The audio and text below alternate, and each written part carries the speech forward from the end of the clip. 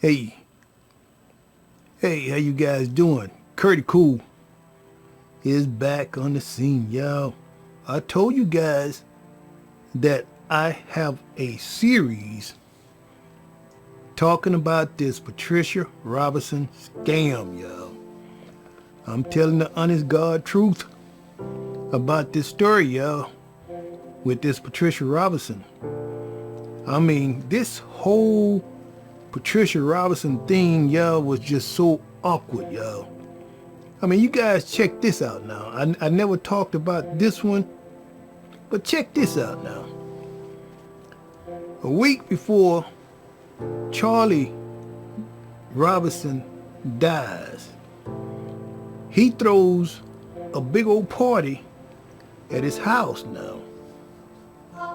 I mean, y'all check this out now. Now, Charlie was a deacon in the church, singing in the choir.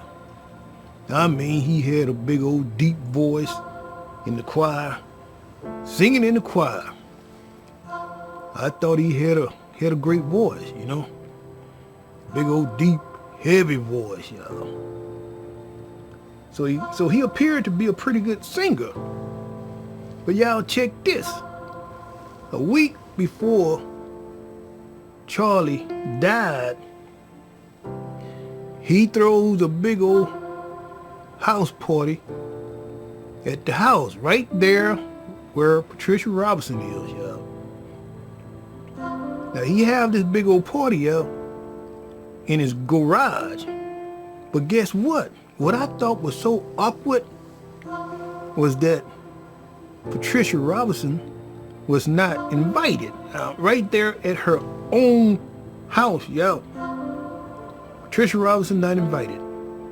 So I'm in the garage, y'all, with Charlie. All of a sudden, Charlie whoop out his whole big old bar. I mean, he just come out big old gallons of liquor all over the place, y'all. I'm talking about.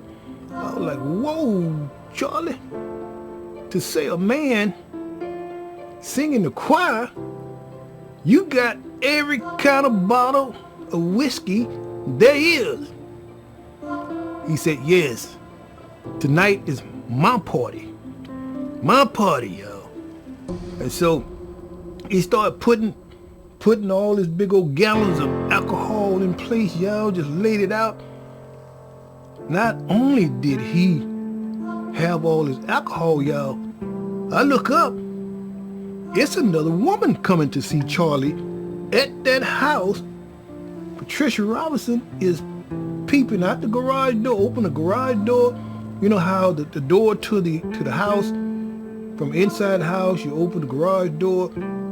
Patricia Robinson peep out of the garage, out of the house garage door, and see Charlie. Charlie got another woman coming to see him at the house now. I don't know what the deal was, if it was because he had been drinking or he just didn't give a damn. Maybe he caught on to what Patricia Robinson was doing to him. Maybe he felt like that Patricia Robinson did not really care about him. She did not support him with his leg, y'all. So I think Charlie was kind of upset about that. And I said, hey, Charlie, what's going on, man? He said, yeah, this is my party. And I invited a woman over. I'm like, what? What's going on, Charlie? He told me that he wasn't happy about Patricia Robinson because she did not support him. I was like kind of puzzled, at first, because I was like, what way did she not support you? So what he was trying to say was that he had this gangrene in his leg, by that time I think it was like down in his ankles and moved up to his calves.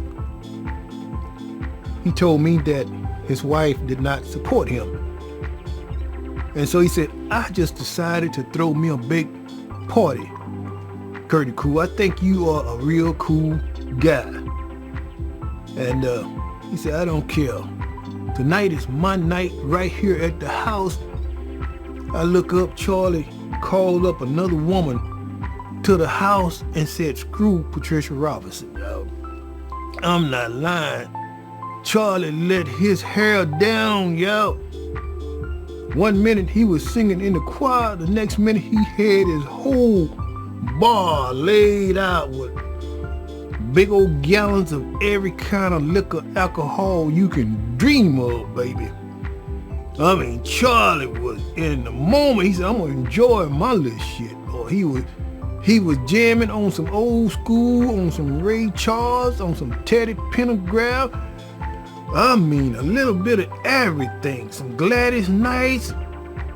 I mean, Charlie was jamming on some old school. He was just drinking and getting drunk. Said, let me tell you something, Curtie Cool. Tonight is my night. I am going to enjoy my damn night. I said, well, what about your wife? Oh, screw her. She don't support me, man. She don't support me. So I said, tonight is my night.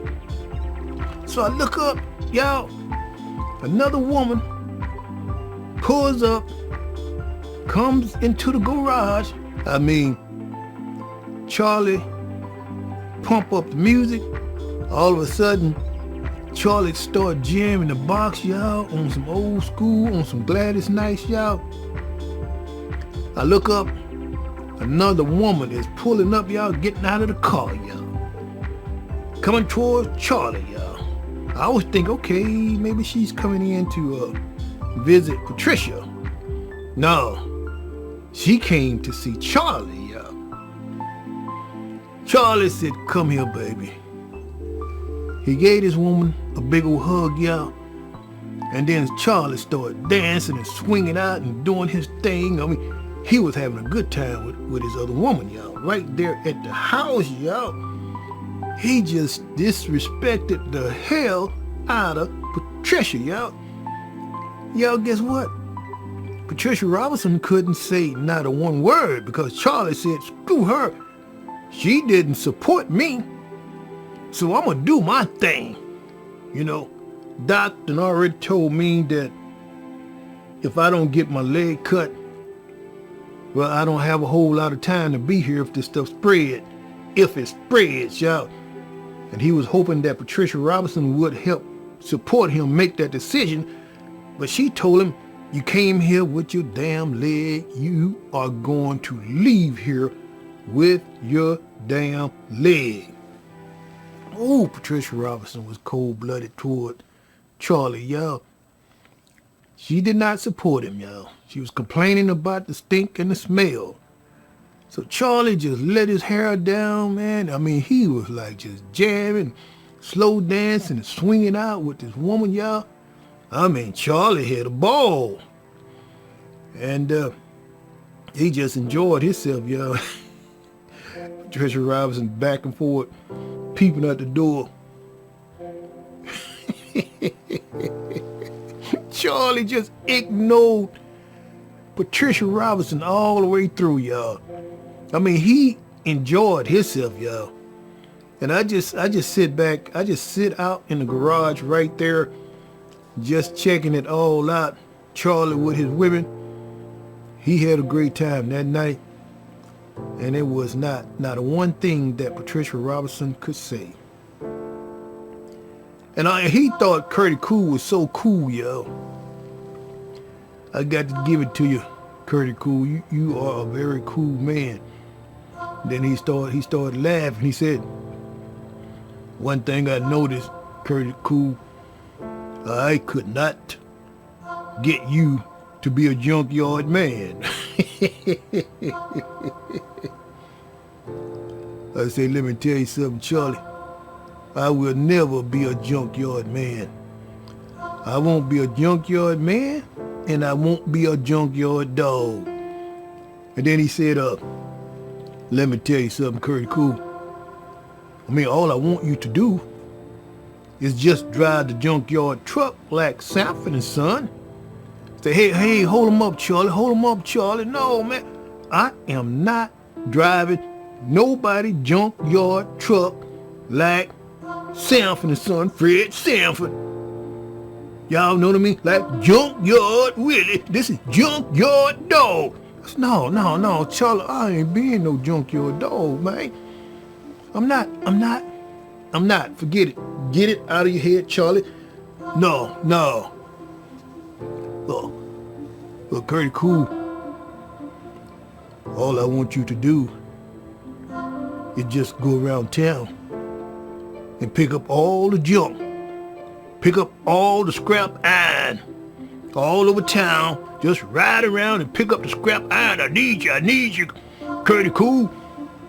I said, why are you so desperate, Charlie? He had his daughter, Veronica Robinson, on the truck trying to get her to pick up junk. I said, the baby mama? That's supposed to be baby mama? You got her on the junkyard truck, Charlie? I got her on the junkyard truck, Curtis Cool. I got her in the junkyard too. Wow, I must have laughed. I'm like, now I had no idea that Charlie had his adopted daughter, Veronica, in the junkyard business. Working in the junkyard, y'all. Y'all know what I mean? So I said, Charlie, I'm sorry, man. I'm not the one, Charlie. Curtis Cool don't work in nobody junkyard picking up junk. You know what I mean? No scrap iron and nobody boiling hot heat. Not Curtis Cool, baby. Well, can you do it just like one time, Curtis Cool, and see if you like it? I said, look, Charlie, just go ahead on and finish your little old dance with your woman over there. My decision is that I will not be a junkyard man. I will not be a junkyard dog. I told him just like that, so he must have laughed. Curtis Cool, you are so cool. You are straightforward, Curtis Cool, but you are a good man. And so he went on to enjoy his little self. Then he told me again, that baby mother of yours, I don't know what to say about her. It's a many time, Curtis Cool, me and Patricia used to worry like hell about Veronica. She would leave the house and be gone 3 or 4 days. We would not know where she is. She wouldn't call us back. She would nothing. We thought that she was going to come up missing, Curtis Cool. And she said, to be honest with you, between me and you, Curtis Cool, that Veronica is a wild woman. And I'm glad that you came into the picture because it is something good about you, but she was wild. She was wild. I mean, I'm just telling you like it is, Curtis Cool. She was a wild woman. I was like, damn, Charlie. He wanted to school me about everything. I guess he felt like, okay, I'm messing up with my wife. I got another woman over to the house. I'm dancing and having a good time and hugging up with another woman at the house. So I guess during that time, he felt like he gonna spill the tea with me, with the supposed to be baby mother. So he wanted to spill the tea about the baby mother, yeah. And so I said, okay, that's cool. But Charlie had a heck of a good time. And he said, I feel like there's something going on. I feel it, but I'm listening to my wife. She helped me to make a decision to not get the leg cut off. So I'm gonna believe that I am going to be healed. I said, Charlie, don't listen to her. Whatever you do, Charlie, don't listen to Patricia. I'm serious. I said, Charlie, if it was me, I would call that doctor myself and just tell him to go ahead and cut the leg off, Charlie. And make some arrangements to get you a fake leg, Charlie. Well, I'm sticking with my wife's decision. She wear the drawers around the house, you know, so I'm sticking to my wife's decision. She kind of feels like that I'm gonna be okay. I said, no, Charlie. I heard that report also. They said this is a serious matter, Charlie. You might not live long if you keep all that gangrene. Do you not understand, Charlie? Your leg is infested. And it is pretty much rotting right before your eyes, Charlie. I just feel bad and sad at the same time. Yeah. Well, right now, I'm just trying to live a little bit. This is going to be my night, Curtie Cool. I'm going to get drunk, and I'm going to do whatever the F I want to do tonight in my own damn house. And he did his thing, yo. Charlie did his thing. He said, screw Patricia Robinson. He just lost all respect. I mean, I was like, wow, what a awkward marriage and lifestyle between a husband and a wife. The husband invite his other woman over to the house, and Patricia Robinson is peeping at the garage door. I thought that was so awkward, y'all. So I checked it out for a while, y'all. I'm telling the honest God truth. Charlie was doing his thing, y'all, and I was like, I could not quite understand that. I was saying to myself, I wonder if they got a open marriage relationship. You know how they dip and dab, everybody dip and dab with everybody. Y'all know what I mean? Because there's some things that kind of puzzled Curtie Cool. I remember they had a big old event. They went to this high mountain, you guys, and they wanted to dispose, I guess, some ashes or something like that into a river or something like that. The thing that puzzled me, yo, the baby mother, Charlie, was just leaning against that big ass what you call it, an Explorer, just leaning back on his Explorer, y'all. And y'all know what kind of tripped me out? The baby mother just walked right up between Charlie's legs, y'all, right up between him, and was kissing him in his lips. And I'm like, what the hell? I'm looking back like, okay, I know Patricia Robinson see this stuff and Marcus see this stuff. Everybody was looking like, oh, we're used to this kind of stuff around here, y'all. This is California. I was like, damn, Patricia Robinson was looking like, oh, it ain't nothing. Marcus was looking like, but this woman was all up on Charlie, y'all, kissing this man in his lips. That was so disrespectful, y'all. I mean, as of this day, I still say it was very disrespectful. Charlie disrespected his wife. The baby mother disrespected me. Charlie disrespected everybody. The baby mother disrespected everybody. So now it all comes to me why Patricia Robinson was coming after me. Y'all know what I mean? She was trying to get with me.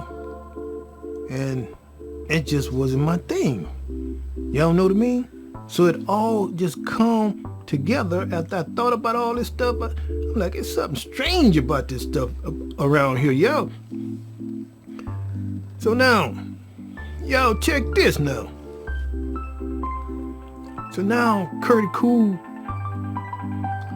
I'm waking up that morning at the house, you know, from the sofa.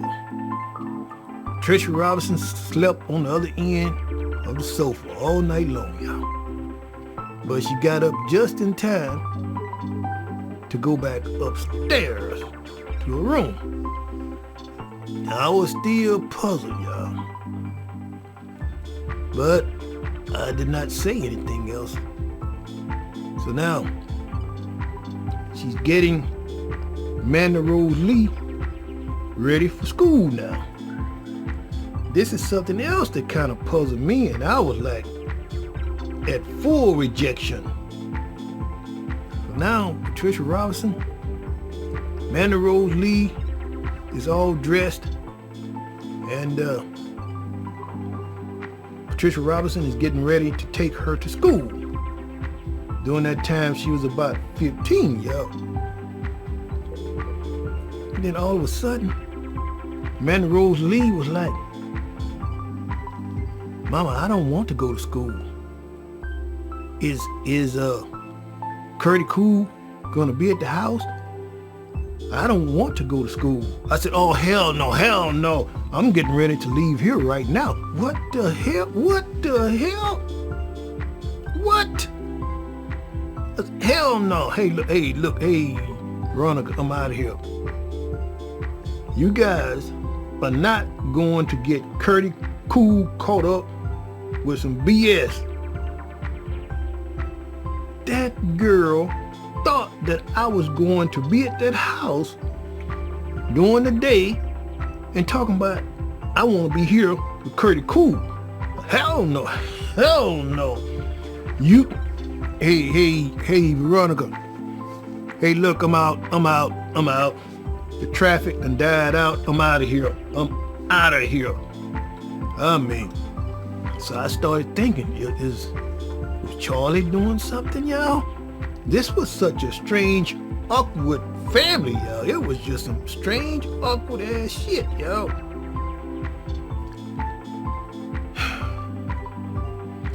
Veronica had it real bad, y'all. Telling Patricia Robinson my personal business about the way it was with me and her, y'all. Until Patricia Robinson was flipping and tripping and was coming on to Curtie Cool too strong. Now this baby mother out here telling this grown-ass woman all our business, what's going on, until it sparked Patricia Robinson's interest within me. So this is why she was coming after me so strong, thinking that she was going to have a piece of the pie, y'all. Because Veronica was putting our business out there to Patricia Robinson, y'all. That's something you never do, discuss your inside business with another woman, no other woman. Y'all know what I mean? So I finally figured out why Patricia Robinson was coming after me so strong. Now, any other man, y'all, probably would have fell for it. Okay, the baby mother is in the hospital overnight. Oh yeah, I'll go on back with you and chill out. Whatever, baby. You know what I mean? Yeah, whatever. You know what I mean? Charlie had already died. So Patricia Robinson was like in those modes, y'all. You know, racing and stuff, she was in those mode. And Veronica was spilling our business about what was going on with us. So Patricia Robinson thought she was going to try out the new Cadillac. And I told her, I'm not going for that, baby. I am not going for that California lifestyle, baby. No way, Jose, baby. Not Curtie Cool, not with Patricia Robinson, baby. Y'all know what I mean? Anyway, I just wanted to spill the tea, y'all, on this episode. I told y'all this series just go on and on and on. This was a totally strange relationship, and the way these people was and the way they did things, y'all, it just tripped me out. I mean, I was like just blown away, y'all. I mean, it's just too many awkward things going on with these people, and then for them to change on Curtie Cool like that, because I would not get with the program and do the things that Patricia Robinson wanted me to do. She wanted to control me and manipulate me. Now y'all check this out now. So now she realized she could not control Curtie Cool or manipulate me, so she wanted me to move into the house now. You know, Charlie was living, but now Patricia Robinson, she's not asking me, she is telling me to move into the house with her, with them. I'm like, what? I'm like, what's really going on around here? Y'all, it was some crazy things, and then I realized that it was just these people, y'all, had a whole lot of crazy ways. You know what I mean? I know my daughter Alexis is gonna hear all this stuff, but it is the truth, and I'm not holding back nothing. It is what it is. It was a whole lot of crazy things going on with that Patricia Robinson, yeah. And I wouldn't fall for the situation, so she was mad. I am still glad right now of this day that I did not fall into her trap. I would not let her bait me into that situation. She tried to bait me in to spend the night. She tried to bait me in to move into that house, to try to control me and manipulate me and take over my mind. And then try to keep it all in the family. Like I'm with her and dog, baby mama. Oh, she was trying to keep it in the family, y'all. Trust me, she was trying to keep this in the family, y'all. Curtie Cool wouldn't go for it. So I asked Charlie, I said, you got your adopted son, Marcus, over here. Why don't you get him into the junkyard business? Won't you make him a junkyard dog? He laughed because I guess it's the way that I said it. Hey, Charlie, get Marcus. You know what I mean? Get Kenny G. I mean, he played the saxophone. Get Kenny G to be the junkyard dog. I mean, you know. Charlie laughed, you know. Let me tell you something. Oh, he think he on a whole nother level. I said, well, what makes you think I want to be on that level? Do I look like a junkyard dog? I told him just like that. Hey, I told Charlie, hey, look, Charlie, I think I'm going to get out of here. I mean, I'm not being no junkyard dog. I'm not moving into the house. I'm not hanging around this crazy stuff that's going on. I mean, it ain't going to happen with Curtie Cool, baby. That's just the way it's going to be, y'all. Hey, y'all, I'm out here just telling my true story the way it went down, baby. Anyway, Curtie Cool, y'all. I'm going to have to end this little show. I'll see you guys in the next episode. Okay, bye.